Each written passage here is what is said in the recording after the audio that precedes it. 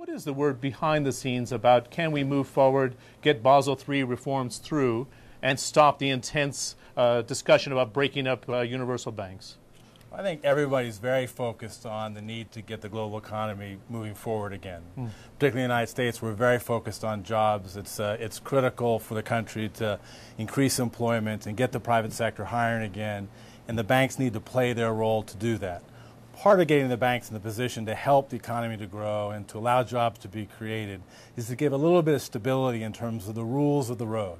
So you're saying that additional reforms are needed is what you're suggesting? No, I just defining what has come out of things like Dodd-Frank, defining the issues around Basel III, the closer we can get to clarity as to what the regulations mean, I think that's healthy for everybody. I think governments have done a tremendous effort to get the economy started again, the stimulus packages, helping the financial industry.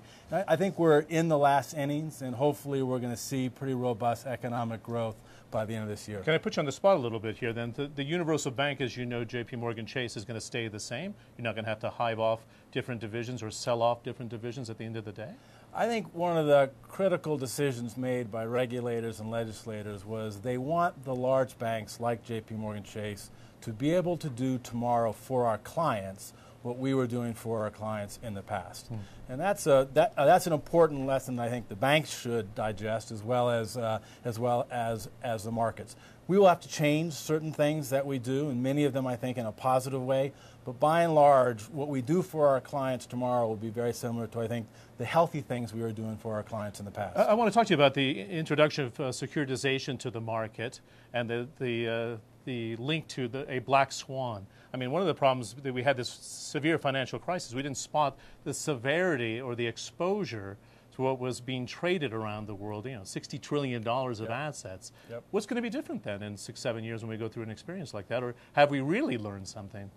I think we have learned a number of important lessons. I think issues around rating agencies, there have been a lot of important lessons learned. Lessons about overall degrees of leverage that the system allowed both regulators and risk managers inside of the banking industry. I would hope that we wouldn't get back to the levels of leverage that we saw before. There's a lot of positive things about securitization. The U.S. debt market, for instance, 2/3 of the capital that was given to consumers and small businesses and big businesses were coming from the capital markets, not from banks. That was a healthy thing on one level, but there were some things to learn. The level of leverage got too high. Some of the issues around the ratings of these securities weren't actually accurate.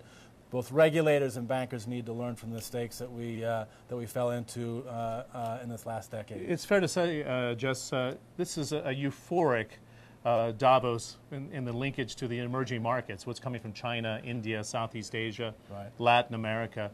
Where's the next trouble spot? One pointed out at a private dinner last night, it could be India because of the frothiness of the growth. Are we going to go another period of like the late 1980s and the Southeast Asian crisis? Is that around the corner because of the very sharp growth in the assets going into emerging markets? I think the most important thing is what you started with, which my sense of what's going on here in Davos is there's a real global balance that we are witnessing. There's talk about Europe and there's talk about the U.S. and then there's a very healthy level of dialogue around the emerged countries like China, like Russia, like Brazil. That's a very healthy thing. And the recognition that we have a robust global economy that's very interconnected is something that's reasonably new for a lot of us.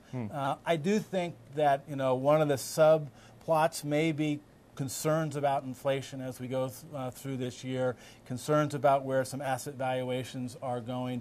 But I would remind people, I think the financial condition of most of the emerged countries in terms of their fiscal deficits, their level of debt, the health of their banking industry, I think they've got a lot of good assets to deal with the issues that they're going to face over the next year or so. Okay. It's nice to have you on the program. It's great to be here. 31 years, that's correct, at JP Morgan Chase. Thanks a lot. And the heir apparent or not? No. Not at all. No, you don't announce it, at least. No. Jes Staley, the Chief Executive of the Investment Banking Unit of JP Morgan Chase.